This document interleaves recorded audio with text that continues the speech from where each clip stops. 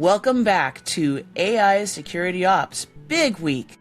Google just disclosed the first AI-built zero-day used in a real mass exploitation campaign. A typosquatted OpenAI model hit the #1 trending on Hugging Face. A new paper is showing that LLMs can hack a box and copy themselves into it, and researchers caught a Chinese gray market selling Claude and Gemini and quietly swapping the models out. 4 stories, 1 through line. AI is no longer the toy in the toolbox. It is the toolbox. Let's get into it. All of this stuff is, of course, brought to you by Black Hills Information Security, where we do penetration testing, SOC as a service, continuous penetration testing, so many things, and AI penetration testing. And, of course, there's anti-siphon training, where you can get practical, real-world centric training that you can turn around and leverage immediately in your day-to-day lives. For more information, go to blackhillsinformationsec.com, blackhillsinfosec.com, or anti-siphontraining.com. Now let's get into it. All right. So first article we got is that the Google Threat Intelligence Group is reporting what they are saying is the first AI-built zero-day in the wild, and the first real-world case of attackers using AI to discover and weaponize a zero-day in a planned mass exploitation campaign. And they claim, they don't give a lot of information on this, that it was a 2FA bypass in a popular open-source web-based admin tool. They didn't name the vendor, but they said that it was patched before mass exploit. Trust me, bro. Yeah, exactly. Trust me. It seems like some sleight of hand there, because watch this, guys. I found 2 0-days this morning, but I already patched them, so don't worry about it. Magic. Well, what vendor did you find them in? Well, it's unnamed, so. Oh, That's right. okay. They were really quick on the uptake and patched it real quick. Like now, so I'm sure that they found something, but I at this point, I'm very skeptical that it is the first AI created or AI discovered, like the first discovered zero-day from an AI model, because I mean, I don't know, y'all correct me if I'm wrong, but Mythos ain't the only model that can find the 0 days. In fact, from all of my work over the last like 2 months or so, the harness is actually really important, like probably more important than the model. And then the person who is, you know, basically guiding the coding agent to go down the complicated path of making the harness and the platform to do it. At least that's been my experience. But I guess they decided that it was AI because there are a whole bunch of what they call educational doc strings everywhere, including a hallucinated CVSS score. I mean, that is a little bit of a smoking gun, right? Like, hey, this is all for educational purposes. I mean, I don't know about you all, but most of my prompts these days start with, I'm on an authorized pen test. Yeah. Or, hey, I'm doing a CTF. Well, specifically, said, oh, sorry, go ahead, Ethan. The text, it had a textbook format of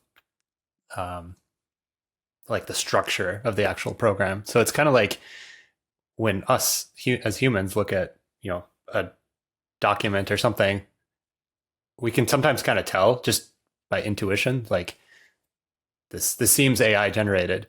Now, there's not a for sure way to tell. Like you can have something AI generated, and if they put enough effort into making it not sound AI generated, you wouldn't be able to tell. Or likewise, like, yeah. So it is interesting that is one of the tells that they claim is just the structure. Like, hey, it's too textbook. Yeah, I saw an article not long ago or post on LinkedIn or something where someone ran a book from a famous author through a checker to see if it was AI or not, and it spit out that it was like, oh yeah, it was definitely AI, even though it was like created long before AI was around. Yeah, I've done some work trying to use AI to determine if something is a deep fake or not.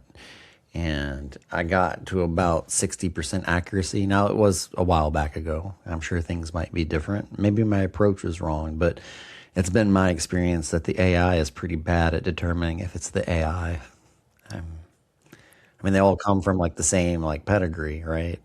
Here, let me match patterns with this pattern matching tool that was also matching patterns on the same data that we were matching patterns from. Wow. That really made my head How it hurt. is. Well, when you think about like if we're gonna train a deep fake, there's only so many pictures of faces, right? Like I guess there's data sets out that everybody would use to train, right? And so, I guess what I'm saying is a lot of these things, like if your deep fake creator, if like it was trained probably with something that at one point used that book, right? And so I don't know. I think the AI is not real good at figuring out the AI. So we're kind of making light of some of the claims here. But to be clear, I don't think any of us doubt that AI is being used to develop exploits, develop mass exploitation campaigns, to execute them even. So all the claims here might be, They're dubious super in vague. their proof, but they're all very plausible. Mm-hmm. Oh, I totally think they found something, and I totally think that the people who were doing the thing were using AI to do the thing. I mean, they'd be silly not to. I bet if you went and looked at everything that I've done here recently, and I'm using AI to try and find vulnerabilities.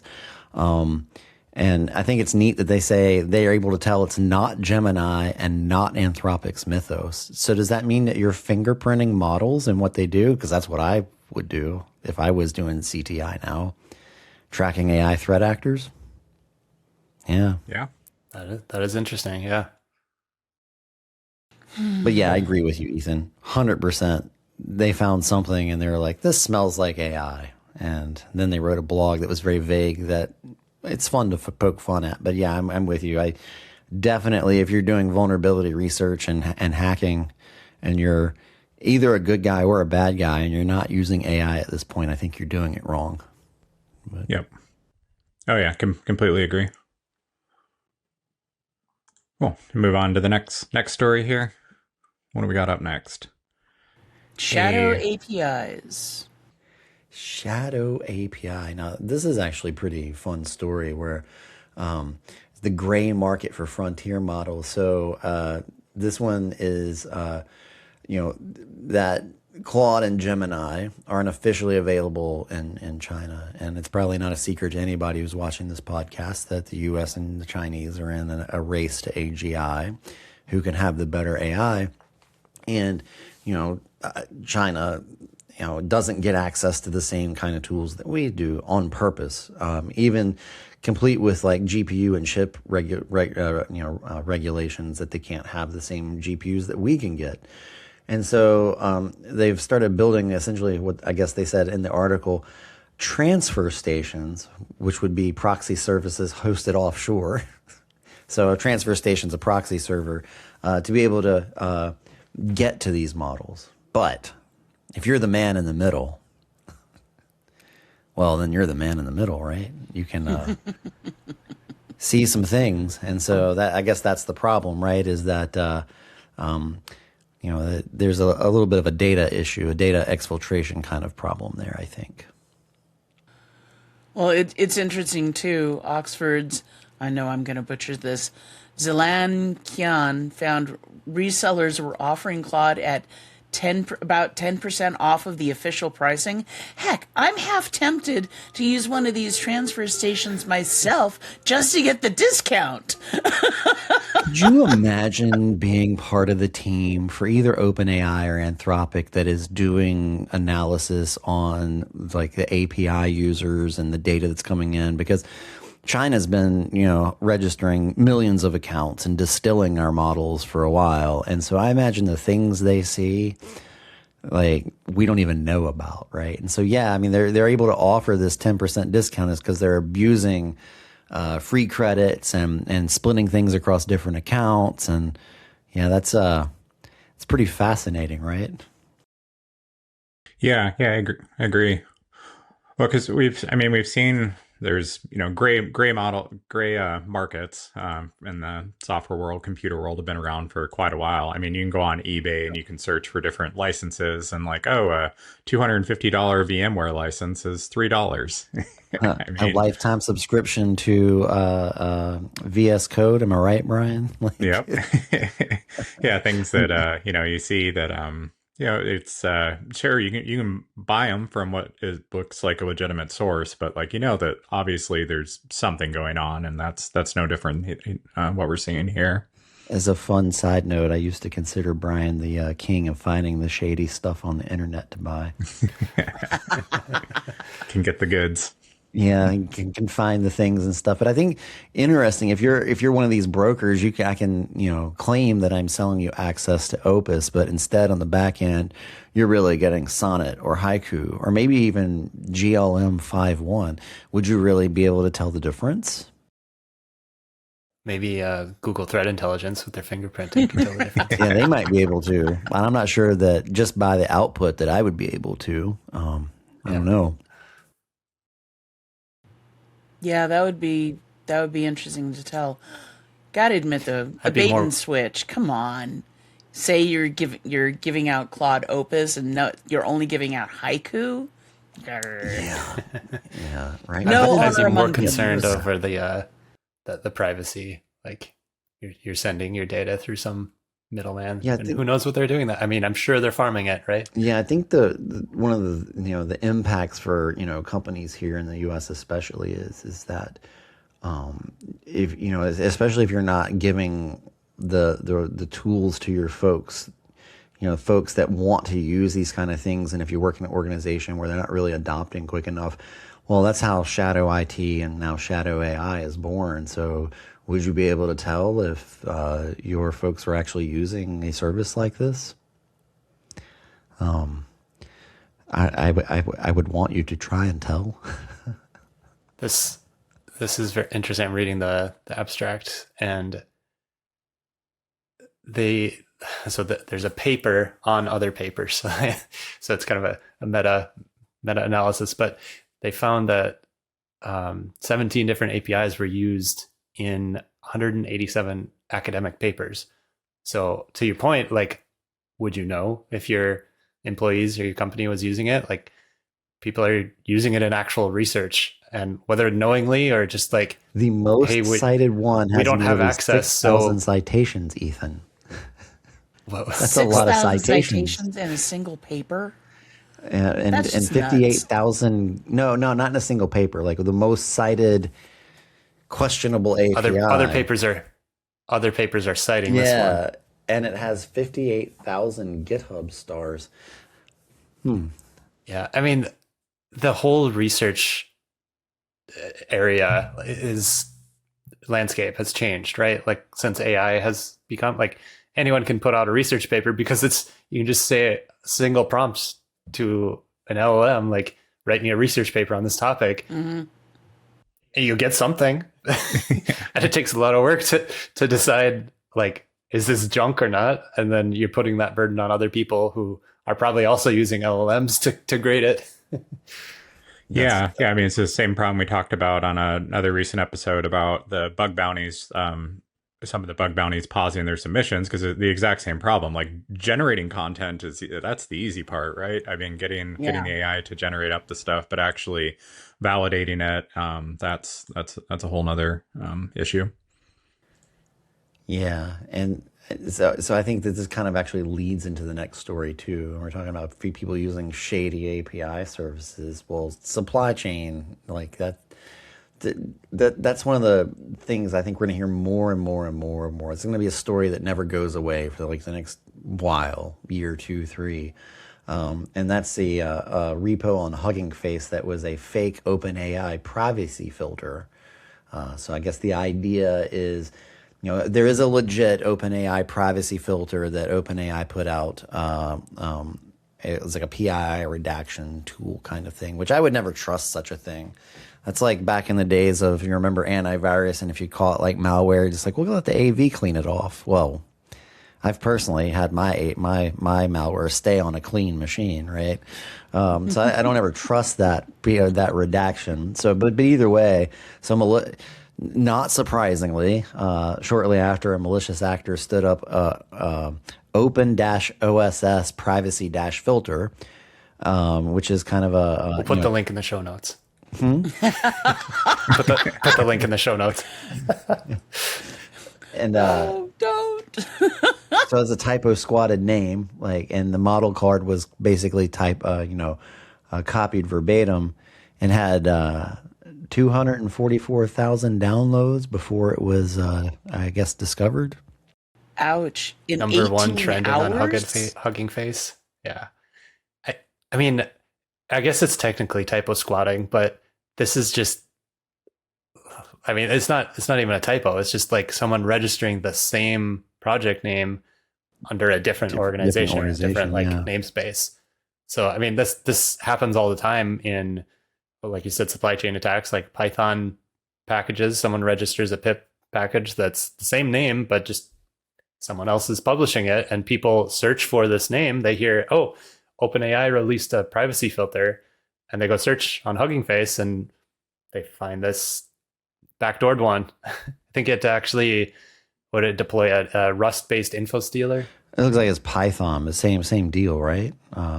No, it was a loader-py disguised as AI glue. Was there Rust after that? It doesn't really matter, right? Yeah, Python loader, invisible PowerShell drops a Rust-based info stealer on Windows. So just all of it. Wait, we want to hit all the buzzwords. AI, Python, PowerShell, Rust. There's no Golang in there. I'm kind of info stealer, right? Yeah, they did. That'll be the next iteration. Right. They didn't hit Golang. Oh, yeah, that's V2. That's the next iteration. All right. Yeah, No, and so I don't think you're this stuff is going away. I mean, it's always been a problem, right? Like the PyPy, like when I was doing that project in grad school, we were like basically measuring the impact of Python projects using PyPy data and statistics. We made a big graph network, and we were stumbling across malware. Like it was everywhere. And now I think you just have an agent that most people are running locally on their computer, and it just goes off. Like I actually saw my I was writing some code the other day, and that Claude wanted to go install Light LLM, and I said, "Whoa, hold on a sec. Let's make sure we do this correctly here." I was also in a Docker container, but still, like I think that people have to be careful for sure. Yeah, I mean it's the whole supply chain attack. Like how do you prevent against it? I mean, if you pin your versions, your commit hashes, I mean that's one way.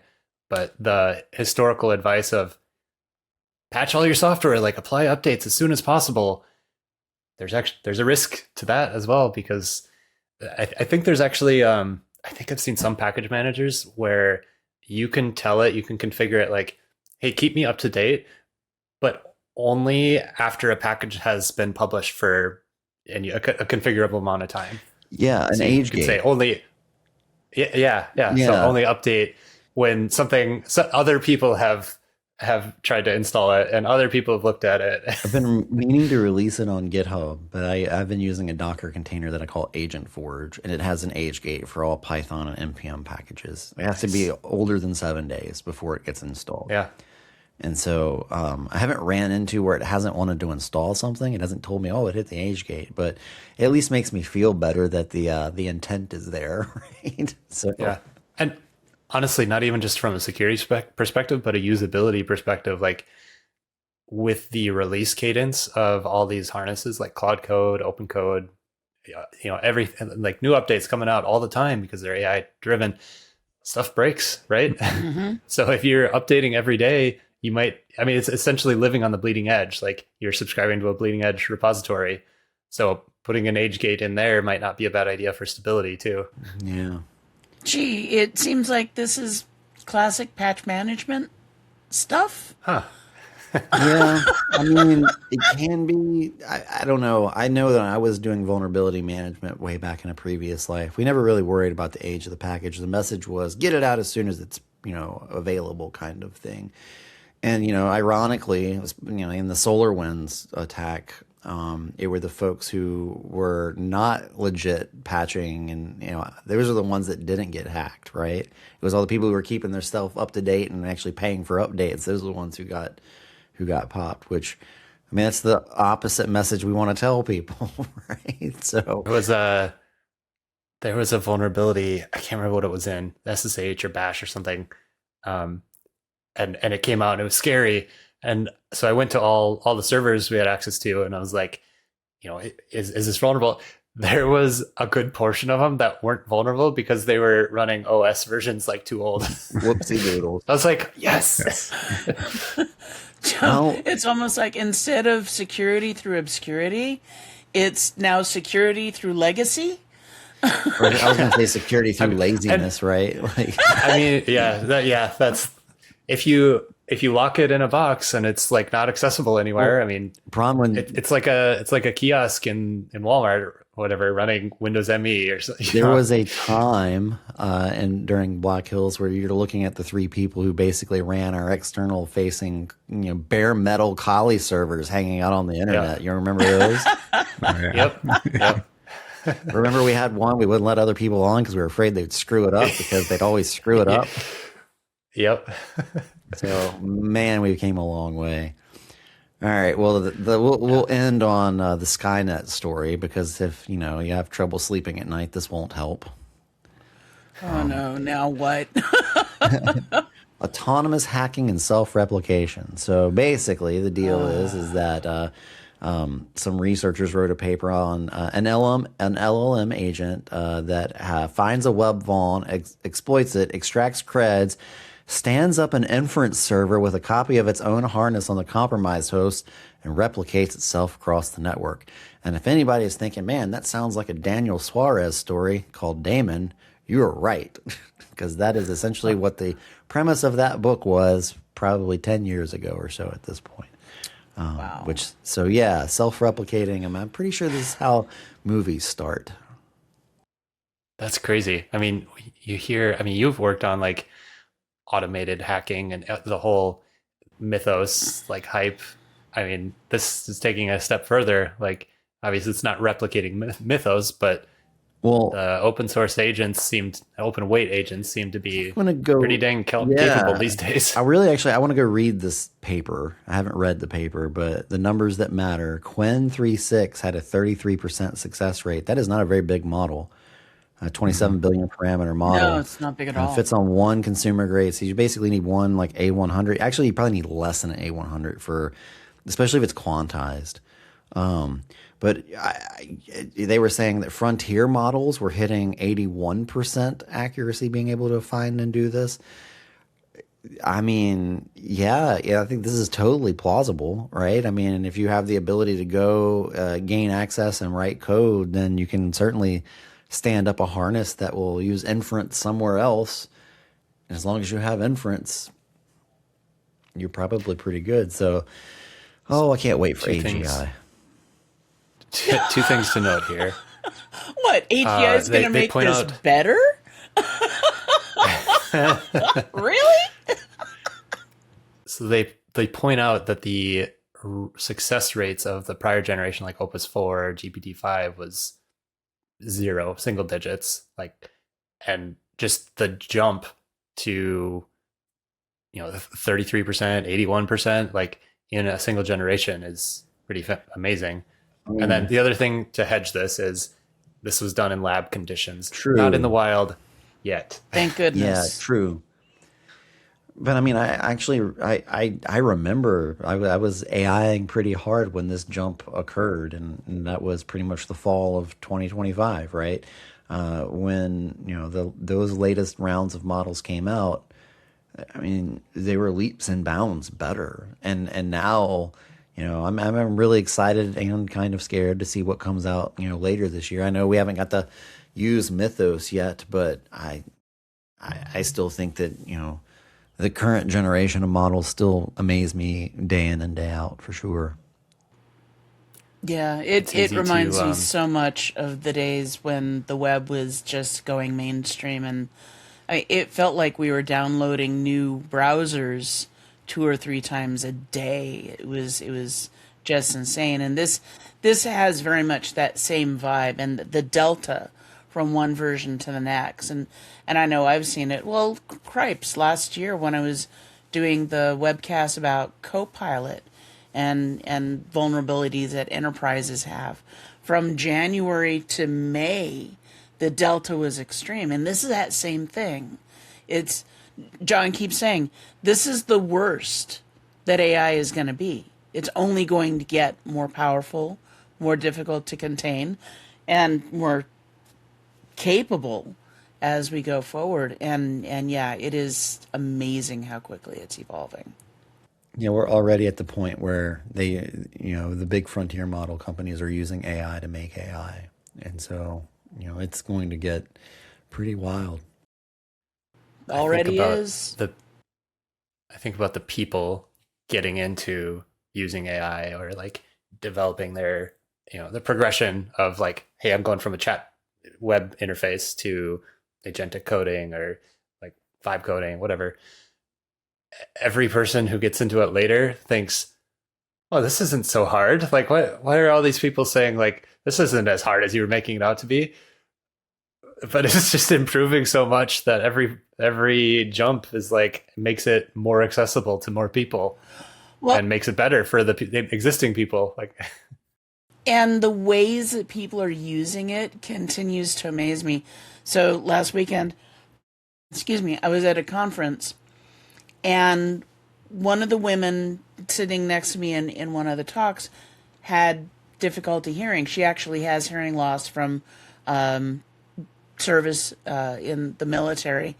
And what she did was she took out her phone and she opened up an AI, and she had the AI listen to the presenter and not only take stuff down, but summarize it. And I never would have thought of doing that personally, but I have good hearing. But to see that in the wild, we have no like idea live transcription, how these are going to be live closed captioning. Better than. I was recently in the Czech Republic, and when we went to a grocery store, and I was using a local model on my phone, a quantized version of Gemma 4, to essentially take pictures of things in Czech and translate it like just on my phone, just because we went to a Lidl and I couldn't read anything. It's like, is this butter? I'm not sure if this is butter. I want it to be butter, and so I didn't want to rely on basically getting cell service, right? And so That's fascinating. Yeah, because I did the same thing several years ago in Japan, but I had to rely on cell service. I was using Google Live Translate, and I needed Wi-Fi or cell service, and now you can just have a local model. Now I'm running it on the hardware, and I also AI have is advanced enough. An iPhone 16 with an M series chip in it, right? And so, I'm not saying it was blazingly fast. It was usable for sure, right? But yeah, I had no problem translating stuff. It was great.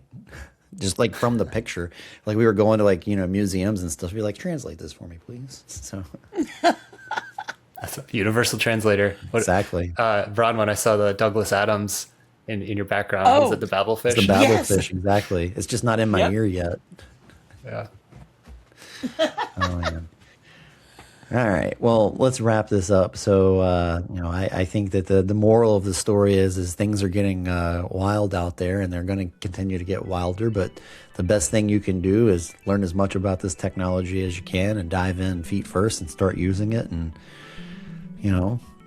don't worry, be happy. Keep on prompting. That's what we say. Keep on prompting.